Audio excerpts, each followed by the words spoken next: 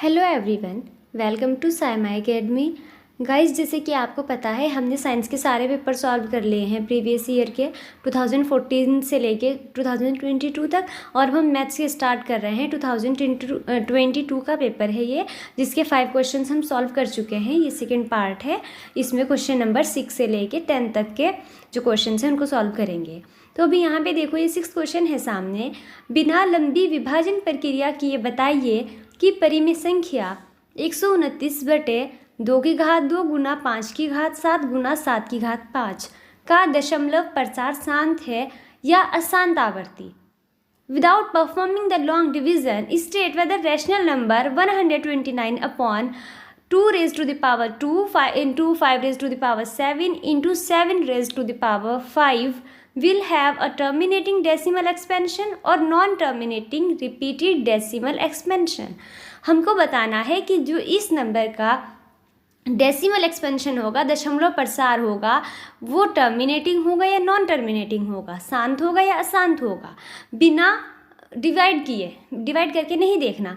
तो देखो क्या होता है, अगर जो भी हमारी कोई रेशनल नंबर है, परिमेय संख्या है, उसका डिनोमिनेटर का जब हम प्राइम फैक्टराइजेशन करते हैं, अगर प्राइम फैक्टराइजेशन में 2 और 5 के अलावा कोई और नंबर आ रहा है तो उसका जो डेसिमल एक्सपेंशन है वो नॉन टर्मिनेटिंग होगा, और अगर सिर्फ 2 और 5 ही आ रहे हैं तब उसका डेसिमल एक्सपेंशन टर्मिनेटिंग होगा। यहाँ पे क्वेश्चन में देखो, इसका जो डिनोमिनेटर है 2 to the power 5, 5 to the power 7 और 7 to the power 5 है, यानी कि यहाँ पे 7 भी आ रहा है, तो इसलिए इसका जो डेसिमल एक्सपेंशन है वो नॉन टर्मिनेटिंग है।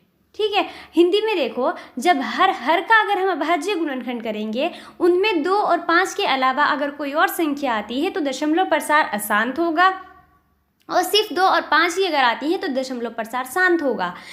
तो इसलिए यहाँ पे क्या है कि हर के अभाज्य गुणनखंड में 7 है, क्योंकि हर 2 की घात m गुना 5 की घात n के रूप में नहीं है, अतः ये अशांत आवर्ती है। 2 हो सकता है 2 की घात कितनी भी आए, 5 हो सकता है 5 की घात कितनी भी आए, या खाली 2 और खाली 5 भी हो सकते हैं, लेकिन 2 और 5 के अलावा और कोई नंबर नहीं होना चाहिए।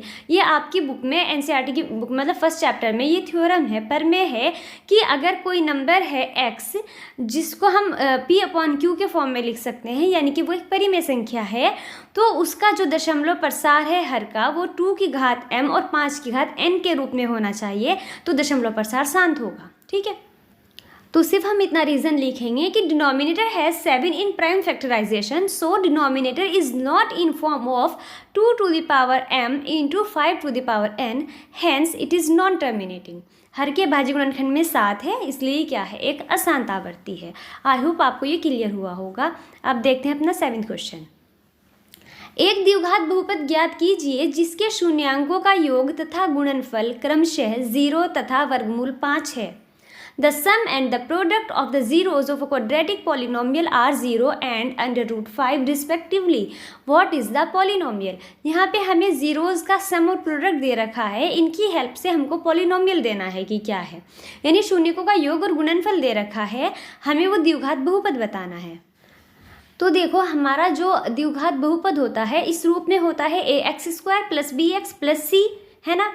तो अब इसके अंदर जब हम इसके शून्यांक निकालते हैं तो x की 2 वैल्यू आती हैं, एक को हम अल्फा बोलते हैं, एक को बीटा।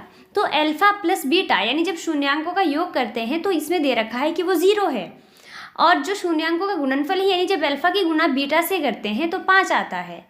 ठीक है। तो यानी जो जीरोज़ का सम है, किसी भी क्वाड्रेटिक पॉलिनोमियल के 2 जीरोज़ आएंगे, तो उन जो 2 जीरोज़ हैं, को अल्फा बोलेंगे, एक को बीटा, अल्फा प्लस बीटा का सम करके 0 आ रहा है, और अल्फा और बीटा का जो प्रोडक्ट है वो 5 आ रहा है। हमको वो क्वाड्रेटिक पॉलिनोमियल बताना है। तो इसके लिए हमारे पास फॉर्मूला होता है ये x² - alpha plus beta into x plus alpha into beta. बस इसके अंदर वैल्यू रखनी है, ये जो ये k है ये कॉन्स्टेंट है, इसका कुछ नहीं करना। तो x² की जगह तो x² रहेगा, अल्फा प्लस बीटा आपको कितनी दी है, अल्फा प्लस बीटा की वैल्यू 0, तो यहाँ से अल्फा प्लस बीटा कितना रखा, 0, जो x के साथ मल्टीप्लाई में है। फिर प्लस क्या है, alpha into beta, alpha into beta की वैल्यू कितनी है, 5, यहाँ पे 5 रखा। X square as it is x square रहेगा, जीरो की एक्स के साथ मल्टीप्लाई करोगे तो जीरो ही हो जाएगा, है ना, जीरो की तो किसी में भी मल्टीप्लाई करेंगे जीरो हो जाएगा। फिर +5 है तो सिर्फ क्या बचेगा, एक्स स्क्वायर +5। यही हमारा क्वाड्रेटिक पॉलिनोमियल है, यही हमारा द्विघात बहुपद है। बस आपको इस जो ये फॉर्मूला है x square minus alpha plus beta x plus alpha into beta, इसके अंदर ये वैल्यूज रखनी है। अल्फा प्लस बीटा 0 है, अल्फा बीटा 5 है, और यहाँ से बन जाएगा ये एक्स स्क्वायर +5। ये हमारा क्वाड्रेटिक पॉलिनोमियल है, द्विघात बहुपद है। ठीक है, इसके बाद है हमारा 8th क्वेश्चन, द्विघात समीकरण एक्स स्क्वायर माइनस 4x + 4 = 0 के मूलों की प्रकृति ज्ञात कीजिए।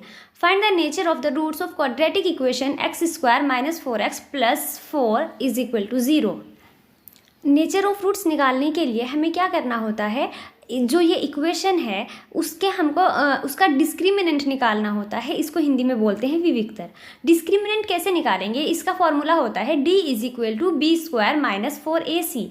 d means discriminant, b² - 4ac। अगर b² - 4ac की वैल्यू है वो 0 से बड़ी आए, यानी कोई पॉजिटिव नंबर आए, तो क्या होगा, इसमें दो भिन्न वास्तविक मूल होंगे, दो अलग अलग वैल्यू आएंगी।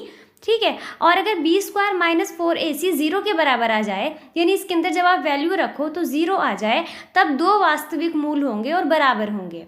और अगर इसकी वैल्यू b² - 4ac की वैल्यू <0 आए, 0 से कम आए, तब कोई वास्तविक मूल नहीं होता। ठीक है, इफ़ b² - 4ac > 0 है तो 2 डिस्टिंक्ट रियल रूट्स आएंगे। अगर b² - 4ac बराबर 0 है तो 2 इक्वल रियल रूट्स आएंगे, और b² - 4ac <0 है तो नो रियल रूट्स, उसके रूट्स एग्जिस्ट ही नहीं करते। ठीक है, तो हमको बस डिस्क्रिमिनेंट निकालना है और फिर उस बेस पे बताना है। ये हमारी इक्वेशन है x² - 4x + 4 = 0।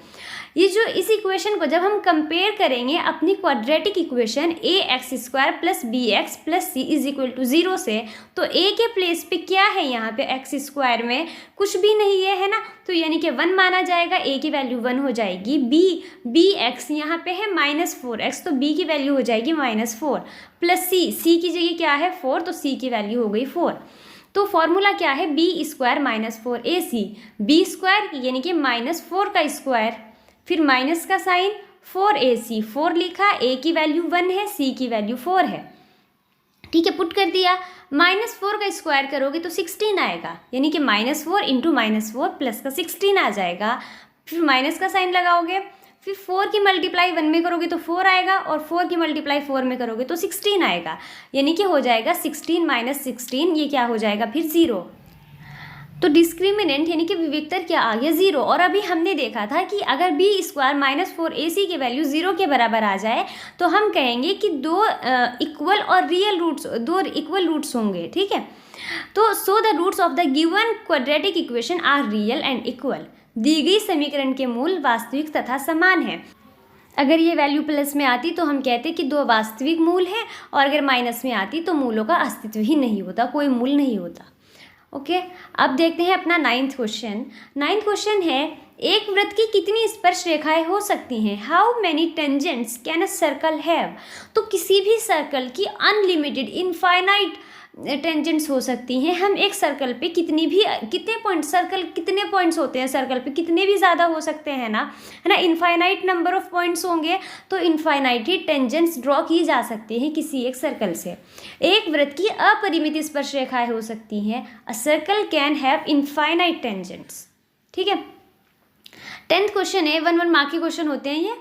एक निश्चित घटना की कितनी प्रायिकता होती है? What is the probability of a sure event? Sure event का मतलब है, निश्चित घटना उसको कहते हैं जो घटना होगी ही होगी।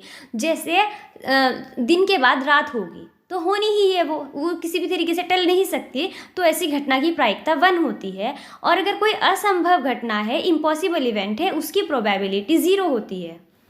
यहाँ पे हमको श्योर इवेंट की पूछा है, निश्चित घटना की पूछा है, तो प्रोबेबिलिटी श्योर इवेंट की 1 होती है, निश्चित घटना की प्रायिकता 1 होती है। ठीक है, इस वीडियो में इतना ही। आई होप आपको अच्छे से समझ आया होगा। प्लीज़ कमेंट में ज़रूर बताइएगा आपको वीडियो कैसी लगी, और चैनल को सब्सक्राइब करना मत भूलिएगा। Thank you so much for watching.